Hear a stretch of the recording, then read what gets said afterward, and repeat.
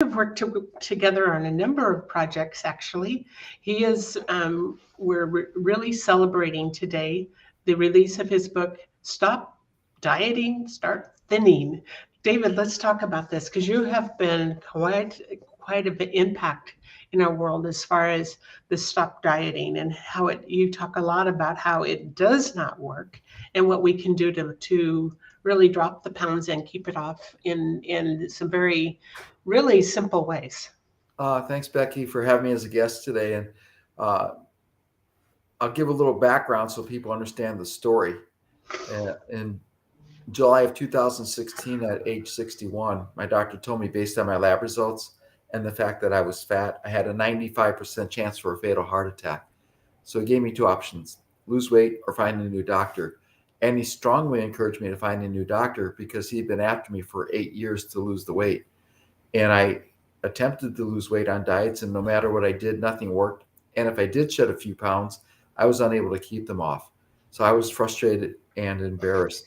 So if there are other people out there who are frustrated with being on a diet or embarrassed by their weight or struggling to shed those few extra pounds, I understand how you feel because I felt the same way. However, this time was different and the light bulb went off. And during the next 4 months, I shed 50 pounds, 25% of my total body weight. And more importantly, I've kept it off.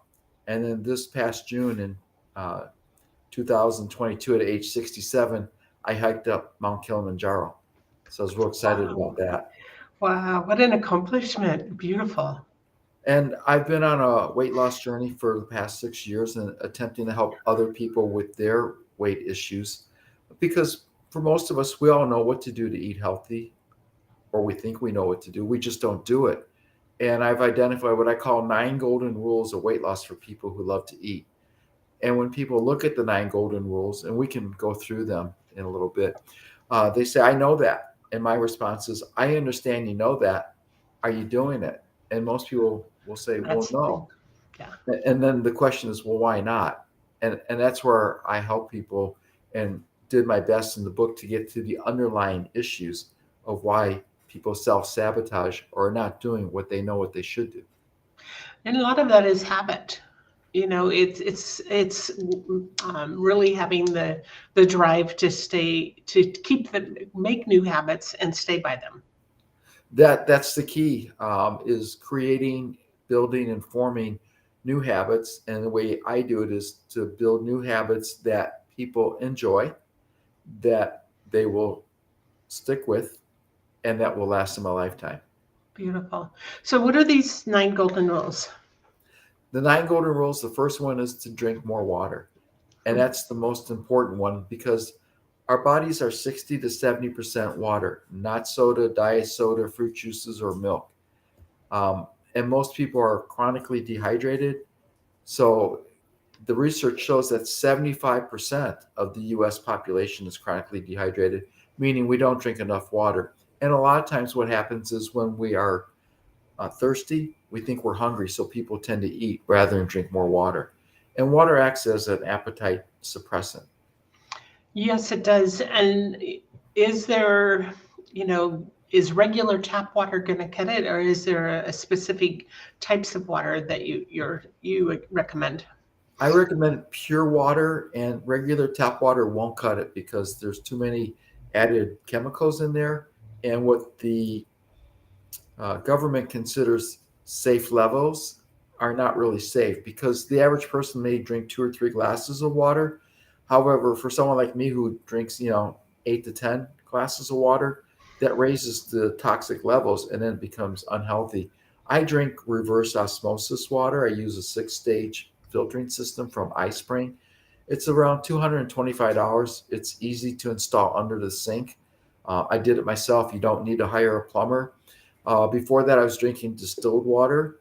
I like distilled water, however, because of COVID, it got to be very expensive to purchase it. Or spring water, as long as it's from a legitimate source. There are a lot of marketing gimmicks that say it's spring water when it's not. Two bottled waters you should avoid is Dasani by Coca-Cola and Aquafina by Pepsi-Cola because it's just basically filtered tap water. Sometimes they don't even filter it. The water that I recommend is Fuji water, Smart water. There's some other good quality waters out there. However, it's less expensive if you get the reverse osmosis Reverse osmosis, yeah. and then just fill the water bottles up yourself. I use stainless steel containers. I also use glass jugs. So that's the first one. Right, right. You don't want the plastics, for the water containers, and Exactly. that's why pretty much all this is stainless steel. That's what I use for drinking about 3 of those a day. But I don't have our reverse osmosis broke, so I need to do that again. Yeah. Get another system. Um, so number two. Number two is to avoid processed food and manufactured foods. That's the foods that are bad for you because they've scientifically engineered the food to optimize our cravings for fat, salt, and sugar, and they've made it addicting. So when Lay's potato chip says, bet you can't eat just one, it's not a dare, it's a fact. It The is. other thing is uh, sugar is very addicting, and a lot of added sugars are put into these processed foods. Uh, Sugar is more addicting than cocaine, and Oreo cookies are more addicting than cocaine. So avoid the processed food and manufactured foods. What I mean by manufactured foods is those are foods created in a lab by a person with a lab coat rather than created in nature. And Mm. highly processed foods are foods that are created in nature, but then they process them to an extent where it's no longer a high quality or what nature intended. Yeah, so I've looked at different diets where they want you to use a lot of things that I just can't see that is healthy for you, because I think what is healthy for you is what you can grow yourself, or the vegetables and grown in good soil, the nutrients that are in those, and even the meats that are grown on better, on more sustainable ways. Well, yeah, the plant-based, fake meats are, you should avoid those, even Oh, though they're they're plant-based, horrible. it's a Yeah. marketing, it's chemicals in there.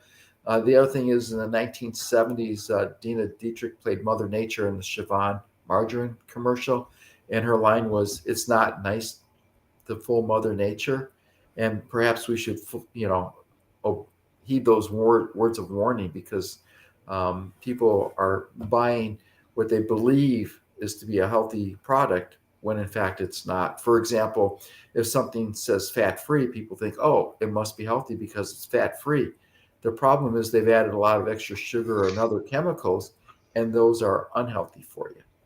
Absolutely. Yes. It's really kind of scary when you look at all of the different things that are out there, and when they say sugar free, fat free, I think you need to take a second look. Well, especially the diet with the Mhm. aspartame added instead of sugar. Aspartame has 92 known side effects. They're all negative, and one of them is weight gain. And people are like, how does a Diet Coke cause you to gain weight?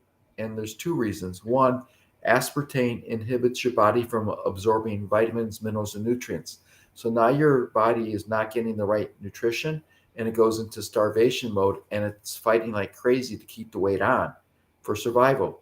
And then the second reason is aspartame increases your craving for sugar or sweetness. So now you may have the diet soda, but now you're going to eat the donut, the cookies, the cake, the ice cream, or the candy, something sweet to satisfy that craving. So that's why it causes weight gain. Awesome. Number three. Number three is to eat whole foods, real foods, holistic foods. The fresh vegetables.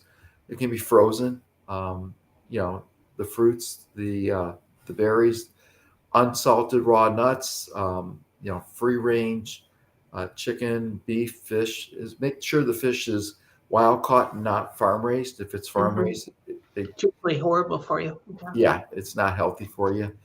Eggs are healthy as long as they're pasture eggs. It's a little bit more expensive.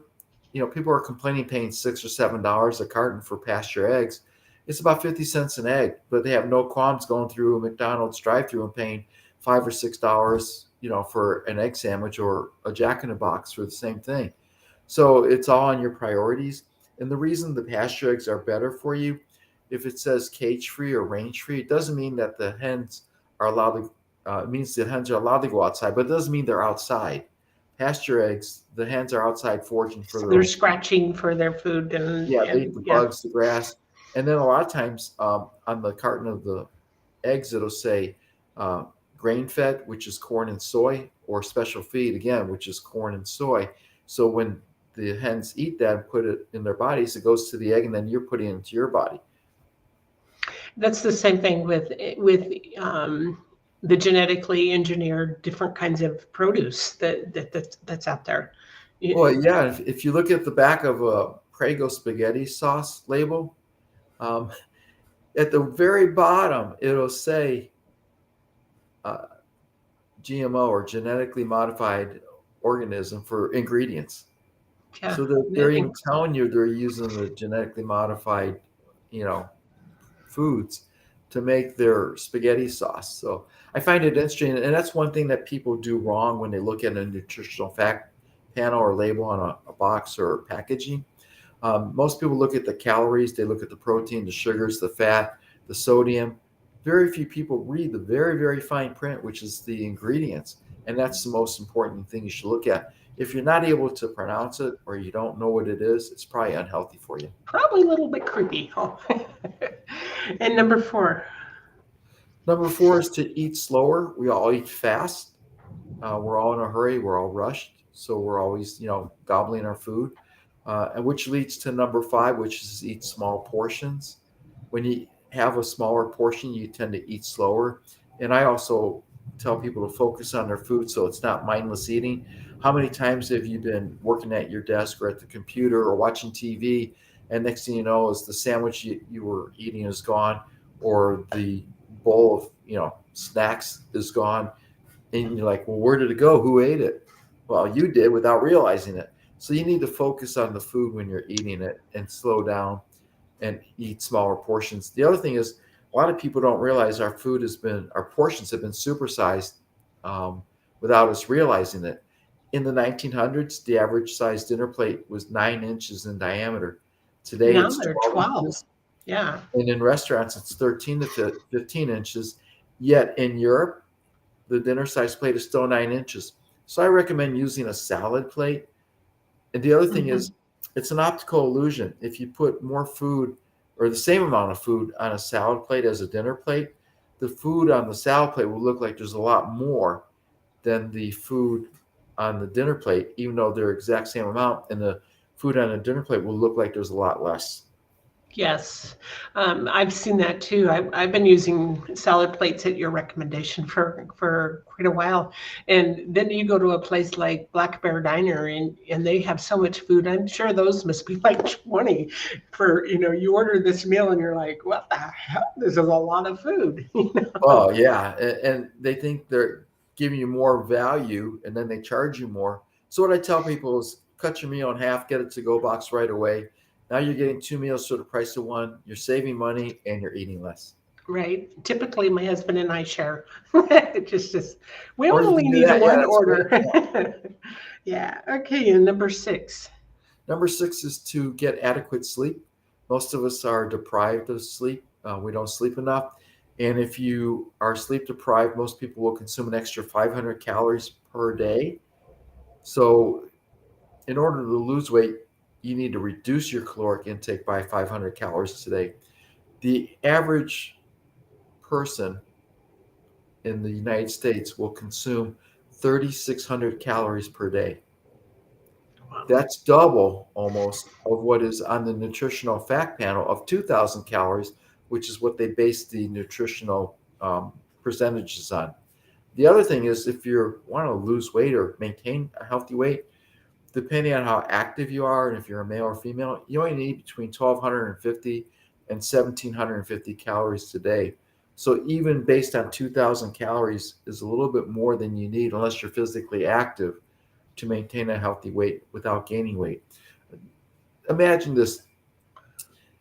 If you gain an extra 5 pounds over a year, after 10 years, you're 50 pounds heavier. And that's what happened to me because when I was in my 20s and 30s, I was fit and trim and healthy. Me too. However, like Yeah. most of us, life gets in the way. And before I realized it, I stopped exercising, started eating the fast foods, and the weight crept up. And after 10 years, I'm 50 pounds overweight. So that's what I tell people is, look, you didn't gain your weight overnight. You're not going to lose it overnight. Just, be patient. And usually I ask people, would you like to weigh, 24 to 48 pounds lighter by this time next year? And most people who want to lose weight will say yes. So the question is, can you lose 2, 3, 4 pounds per month? Not a week, per month. And most people say, yeah, I could do that. Well, But if you that's a do it, healthier way to do it. yeah, It doesn't, not only psychologically where you're thinking, wow, I got to lose 50 pounds in 3 months or 4 months like you did. But I think for most of us, if we think of it as 4 or 5 pounds per month, it's not so overwhelming. exactly. And it's doable. The problem is with the national brands, they advertise lose, 15, 20, 30 pounds of your first month.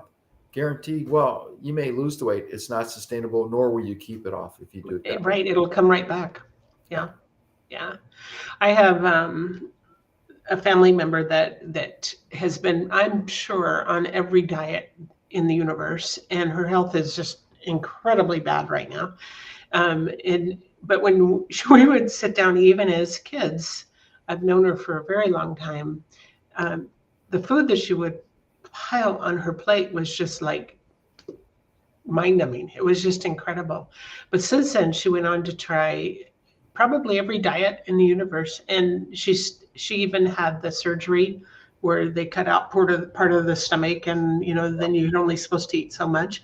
And she lost a tremendous amount of weight. But it wasn't maintain something she could maintain. So she's just as back as heavy or heavier and more and sicker. And it just And that's the key. If you don't change your eating habits and lifestyle, um, it's not maintainable. And that's why I help people create those new habits so that they do enjoy them, they are sustainable, and they will keep them for a lifetime. beautiful. And now, what are we on? Number 8 now? Number 7, I Seven, believe. seven. Yeah. Okay. Yeah, number 7 is rest to digest. And what I mean by that is it's an intermittent fast. There's different types of intermittent fasting, and most experts will disagree. Some will say 12 hours, some will say 14, some will say 18 hours of fasting between food. What I recommend people start with is to stop eating 3 hours before they go to sleep. So if you go to sleep at 10 o'clock at night, stop eating at 7 o'clock, and then have your first meal about 9 or 10 o'clock in the morning. That's a 12 to 14-hour fast. A lot of people get up earlier and they say, I'm hungry when I get up. That's where you drink, at least 16 ounces of water when you first get up. It helps you rehydrate, and then it suppresses your appetite. So you're not hungry till 9 or 10 o'clock in the morning. And that's what breakfast is to break the fast. Mm-hmm. So most people, Absolutely. can do that. And it's not a hard and fast rule. Excuse me.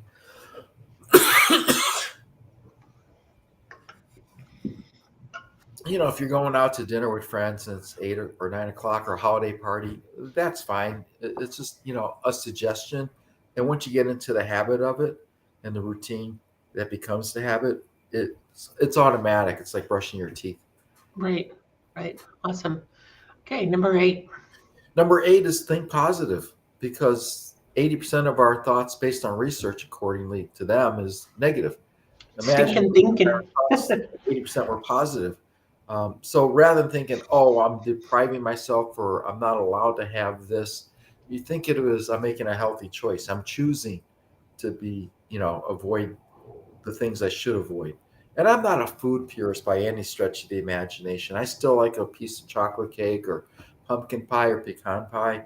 The difference is, instead of eating a full slice like I used to, I eat half of a slice. Mm-hmm. I don't go back for seconds. And what I used to eat a piece of cake from the Cheesecake Factory in one sitting will now last me 4 or 5 evenings. So again, I'm not telling people you have to deprive yourself of things you enjoy, as long as you don't do it every day and you don't make it a habit to have that every day. So there's certain things you can do to reduce things, that you shouldn't be drinking. So if you're drinking 2 or 3 sodas a day, see if you can reduce it to 1 or 2, and then eventually substitute and eventually eliminate. So there's little things you can do to improve that by making positive choices and thinking positive. Very cool. And then number Number 8. 9, 9. And keeping up with myself here. Number Number 9 9. is walk every day. And the reason I say walk is we should do physical activity every day. And walking is one of the best exercises you can do. Rebel Wilson, the actress, lost 77 pounds in a year simply by walking an hour every day. And a lot of people say, I don't have an hour to walk every day. Understandable. Well, Mindy Kalis, another actress, also lost weight.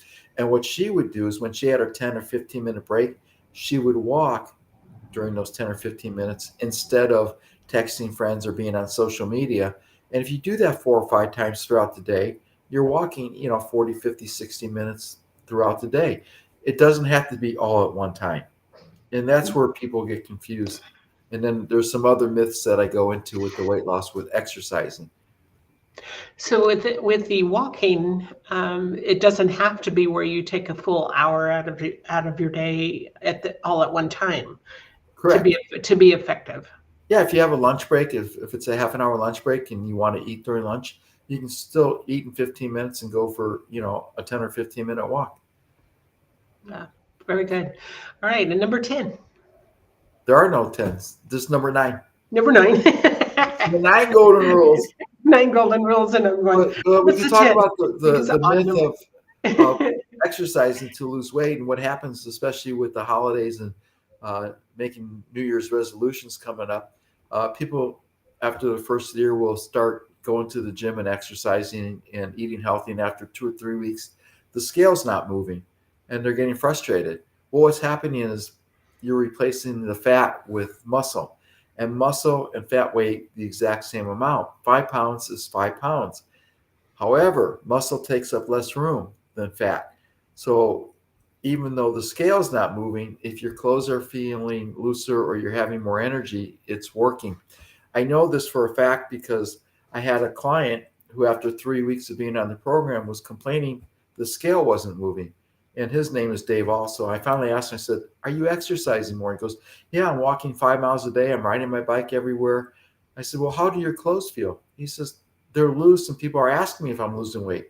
He says, the scale's not showing. I said, don't go by the scale.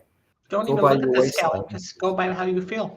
Exactly. And I had a similar issue where I was hiking and my clothes were, getting loose, my pants. And I thought, what is going on? Because I weighed myself and the scale wasn't moving.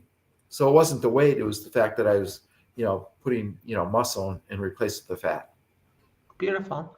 Well, all of these things are so doable, and really just a more of a mindset type of change, and to staying consistent and not being mindless. I think I don't eat, I eat my go-to is nuts in the afternoon, and the good and non-salted nuts. But if I eat them when I'm still working, and it becomes mindless because you don't realize that you're just chomping down on them while you're working. You're not taking the Yeah. time to really eat slowly and just really savor them either. Yeah. One little tip I can give about that is if you're going to eat, the nuts, count out 10 or 12. That's about 100 calories, rather than taking a handful or putting it into a bowl or eating, from the canister. So if you count out 10 and they're gone, they're gone. You start eating slower when you realize that there's only 10 of them. Make it a little game. See how slow you can eat them. Cherries, when they're in season, are a great finger food in case They're people are amazing. allergic to nuts. Yeah. Yeah. Berries are great, fresh or frozen. It's great with plain yogurt. Some people can tolerate dairy, some not. The yogurt I eat is the plain whole milk. I don't use the fat free, and usually has less than 6 grams of sugar, anywhere between 4 and 6, depending on the brand. So I always read the label, and I always use the plain yogurt, whether it be Greek Hmm. yogurt or organic yogurt. So there's different ways you can enjoy a lot of food without having to resort to the processed foods and the snacks they make, the Doritos, Yeah. Cheetos, and everything else out there. Very good. So you have a copy of your book. Hold it up. I do. There we go. Stop dying. I love the cover.